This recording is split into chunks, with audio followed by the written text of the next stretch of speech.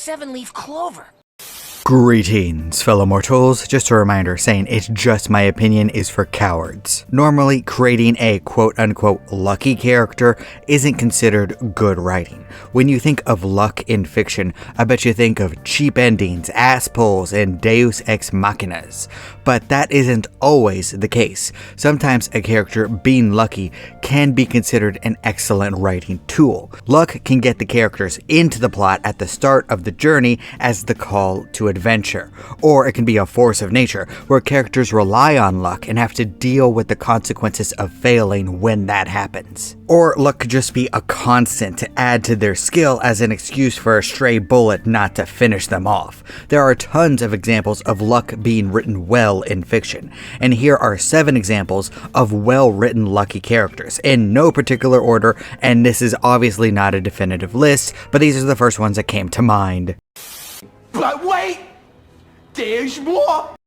Number 1 is V from Cyberpunk 2077. Now, you wouldn't think that having a broken chip in your head that is slowly overriding your personality would be good luck, but for V, this is the only reason she, and I'm going to go with she throughout this video because that's my version of V, it's the only reason she's alive. The relic took a bullet to the head for her, rebooting and healing her brain. Without it, she would be back in the mud. Not only that, it allows her to handle several times more cybernetic implants compared to even the most mentally durable of characters in this world. While the relic is slowly killing her, it also is the only reason she survived and has the tools necessary to achieve the impossible.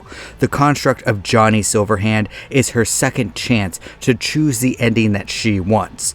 But the negative perspective of dying throughout the story hides the fact that V's survival is based 100% on pure chance and luck. Check this out, look at this. Absolutely no way I'm getting through that, completely solid. But watch this.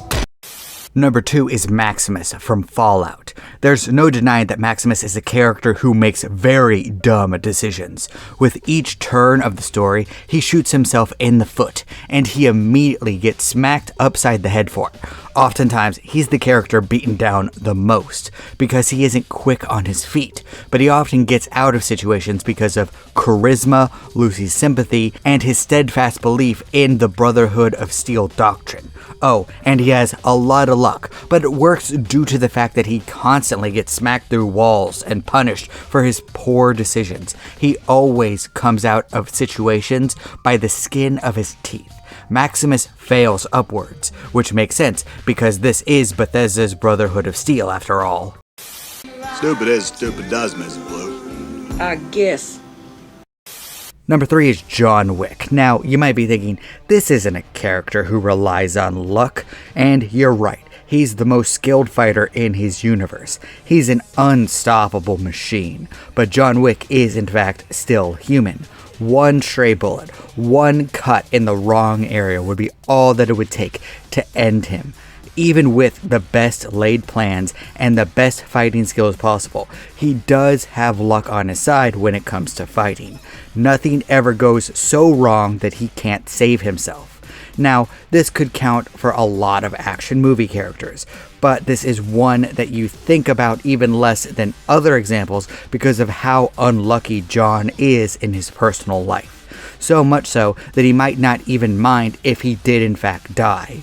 The balance of luck is even in this sense, because you could also view it as bad luck that he's often denied what he really wants, to be with his wife again. If I'm going to do this carrying on living thing, it's going to be on my terms, I'm going to do what I want, and I've always got a side to fall back on. Number 4 is Sally Hardesty from Texas Chainsaw Massacre. Now, name any survivor from any horror story, and you might consider them the lucky ones. But this one comes to mind more than others for a multitude of reasons. 1, this is one of the first examples ever. 2, Sally gets away despite having almost no survival skills whatsoever. She doesn't even seem to have extraordinary cardio. Sally gets away through raw luck, and this works because of the bad luck that she had to receive to even get to this point. All of her friends were dead and she was trapped, only getting away because of her attacker's mistakes and the intervention of multiple strangers.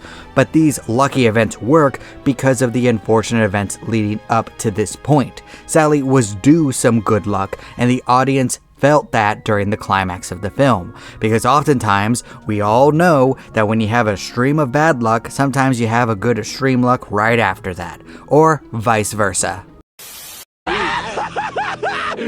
Finally!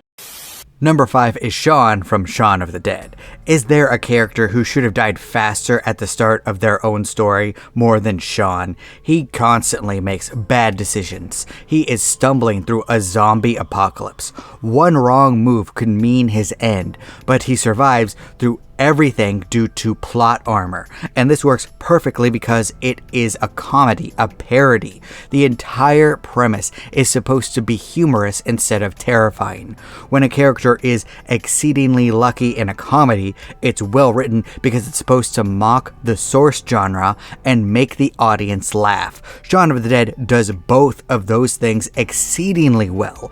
In fact, we want Shaun to have good luck, because if he faces the consequences of his terrible decisions, the story will end, the laughs will end, and that's why Shaun's stream of good luck is perfect, especially in a zombie apocalypse, where the opposite is usually true. All of the best plans in the world fall apart due to bad luck. I've made a huge mistake. Number 6 is Ron Stoppable from Kim Possible, who is the foil to the girl who can achieve anything that she wants to.